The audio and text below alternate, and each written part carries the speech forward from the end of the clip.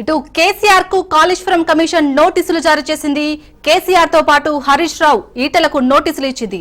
15 రోజుల్లో సమాధానం ఇవ్వాలని కమిషన్ ఆదేశించింది.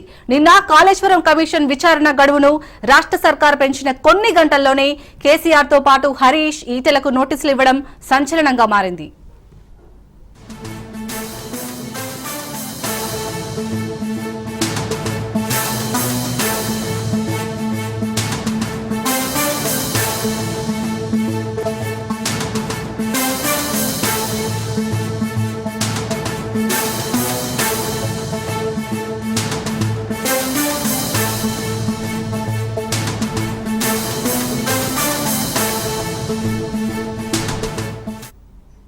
బ్రేకింగ్ న్యూస్ చూస్తున్నాం. కేసీఆర్ కు కాళేశ్వరం కమిషన్ నోటీసులు జారీ చేసింది.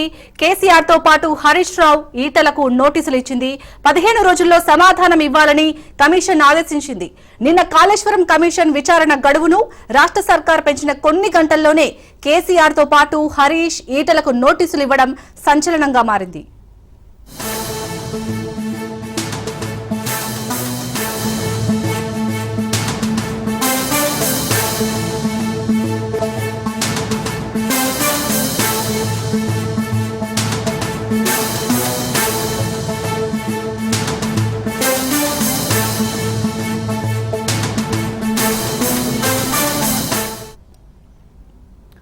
రైట్గా కేసీఆర్ కు కాళేశ్వరం కమిషన్ అయితే నోటీసులు జారీ చేసింది. దీనికి సంబంధించి పూర్తి డీటెయిల్స్ మా బ్యూరో చీఫ్ రాజిరెడ్డి అందిస్తారు.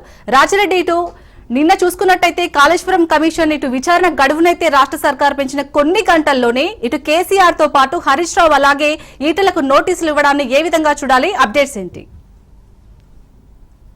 మొత్తానికి కాళేశ్వరం కమిషన్ ఏదైతే ఉందో అది 2 నెలల గడువు పొడిగించింది నిన్న ప్రభుత్వం. ఈ మంత్తోనే అసలు నివేదిక ఇవ్వాలి, కానీ ప్రభుత్వం 2 నెలల గడువు పొడిగించింది. అయితే కాళేశ్వరం కమిషన్ ఇప్పటికే 109 మంది ఆఫీసర్స్ ని స్టేట్మెంట్ తీసుకుంది. అందులో ఇరిగేషన్ అధికారులు ఉన్నారు, అదేవిధంగా ఫైనాన్స్ సంబంధించినటువంటి అధికారులు ఉన్నారు. వీళ్ళంతా స్టేట్మెంట్ తీసుకుంది. వీళ్ళంతా స్టేట్మెంట్ గత ప్రభుత్వం విధానాలు, గత ప్రభుత్వంలో మేము చెప్పినట్టే చేశామనేది కూడా వీళ్ళంతా కూడా స్టేట్మెంట్ ఇచ్చారు. ఈ యొక్క నేపథ్యంలో గత ప్రభుత్వంలో కీలకంగా వ్యవహరించింది అప్పటి ముఖ్యమంత్రి కేసీఆర్, అదేవిధంగా ఇరిగేషన్ శాఖ మంత్రి హరీష్ రావు, అంతేకాకుండా అప్పట్లో ఫైనాన్స్ మినిస్టర్గా ఉన్నటువంటి ఈటల రాజేందర్. ఈ ముగ్గురికి కూడా కాళేశ్వరం కమిషన్ నోటీసులు ఇచ్చింది.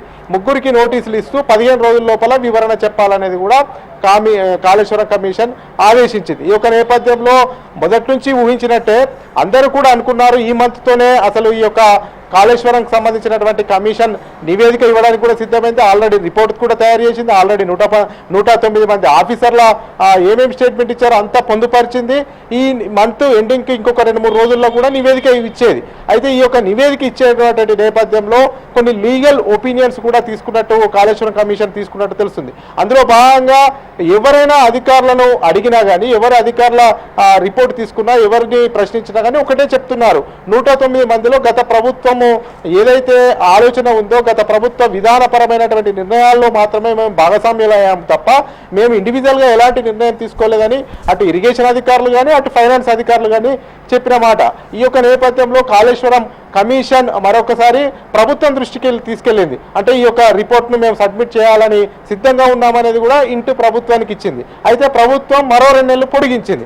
మరో 2 నెలలు పొడిగిస్తే జూలై 31వ తేదీ వరకు పొడిగించింది. అయితే ఆ లోపు మరి ఏమైనా సంచలనం జరగవచ్చా? కేసీఆర్, హరీష్, అదేవిధంగా ఈటల రాజేందర్ కు నోటీసులు ఇచ్చే అవకాశాలు ఉన్నాయనేది కూడా అందరూ భావించారు. అది నిజం చేస్తూనే ఈ రోజు మళ్ళీ ఈ యొక్క కాళేశ్వరం కమిషన్ ఈ ముగ్గురు నేతలకు, గతంలో ముఖ్యమంత్రిగా వ్యవహరించినటువంటి కేసీఆర్ కు, అదేవిధంగా ఇరిగేషన్ శాఖ మంత్రిగా వ్యవహరించినటువంటి హరీష్ రావుకు, అప్పట్లో ఫైనాన్స్ మంత్రిగా వ్యవహరించినటువంటి ఈటల రాజేందర్ కు ముగ్గురికి నోటీసులు పంపించింది.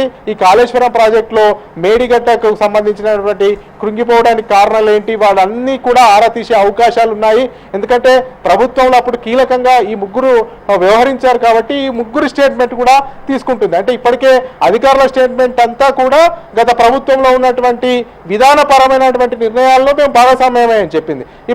అప్పుడు ఆ అధికారంలో ఉన్నటువంటి కీలక పాత్ర పోషించినటువంటి ముఖ్యమంత్రి, ఇరిగేషన్ శాఖ మంత్రి, అదేవిధంగా ఫైనాన్స్ మినిస్టర్, ఈ ముగ్గురికి కూడా నోటీసులు ఇచ్చి 15 రోజుల లోపల వివరణ ఇవ్వాలని కోరింది. మరి వీళ్ళు ఏ రకంగా వివరణ ఇస్తారు, వాళ్ళ స్టేట్మెంట్ ఏ రకంగా రికార్డ్ చేస్తారు, విధానపరమైనటువంటి నిర్ణయాలని అధికారులు చెప్పారు. మరి ఇప్పుడు ఆ విధానపరమైనటువంటి నిర్ణయాలు తీసుకునే కీలకంగా వివరించినటువంటి ఈ యొక్క ముగ్గురు ఎలాంటి సమాధానం చెప్తారు, ఎలాంటి స్టేట్మెంట్ ఇస్తారు అనేది కూడా సర్వత్రా ఉత్కంఠ నెలకొంది. 15 రోజుల లోపల వివరణ ఇవ్వాలి, 15 రోజుల లోపల కమిషన్ కు అటెండ్ కావాలి, వివరణ ఇవ్వాలనేది కూడా కమిషన్ ఆ యొక్క నోటీసులో పేర్కొనడం జరిగింది. శాలిని, అలాగే రాజిరెడ్డి కమిషన్ అయితే దూకుడు పెంచుతుంది. మరి 15 రోజుల్లో ఈ ముగ్గురు వివరణ ఇచ్చే ఛాన్స్ ఉందా?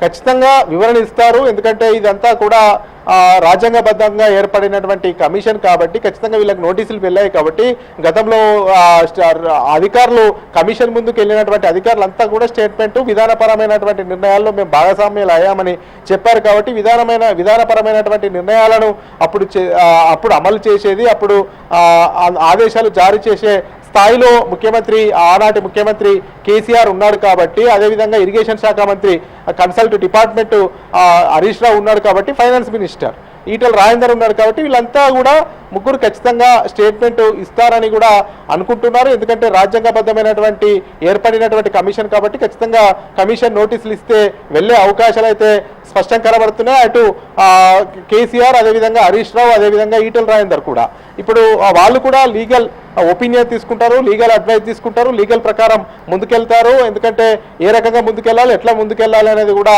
లీగల్ ఒపీనియన్ మాత్రం వాళ్ళు కూడా ఖచ్చితంగా తీసుకుంటారని కూడా బీఆర్ఎస్ వర్గాల నుంచి, అటు ఈటల రాజేందర్ వర్గాల నుంచి కూడా సమాచారం అందుతుంది. మొత్తానికి చూసుకున్నట్టయితే వీళ్ళు కూడా వాళ్ళ పాత్ర ఏంటి, ఆ ప్రాజెక్టు నిర్మిస్తున్న క్రమంలో అసలు ప్రాజెక్టు ఎందుకు కట్టాలనుకుంటున్నాము, ఏ రకంగా ఏర్పాట్లు చేశాము, మేడిగడ్డలో కట్టడానికి గల కారణం ఏంటి, ఇవన్నీ కూడా కులంకుశంగా చెప్పే అవకాశాలు ఉంటాయి.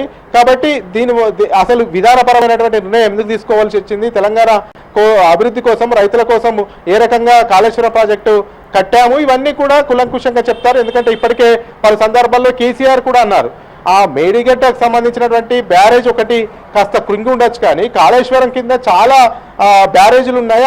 ఆ బ్యారేజ్లో ఒక్క బ్యారేజ్ కాస్త కుంగినంత మాత్రాన మొత్తం కాళేశ్వరమే కుప్పగూలినట్టు, కాళేశ్వరం ప్రాజెక్టు పని అయిపోయినట్టే అధికార పార్టీ ప్రచారం చేస్తుంది. అంతా కూడా దుష్ప్రచారం అనేది కూడా కేసీఆర్ గతంలో ఖండించారు. అదేవిధంగా ఇరిగేషన్ శాఖ మంత్రి కూడా పలు సందర్భాల్లో ఖండించారు.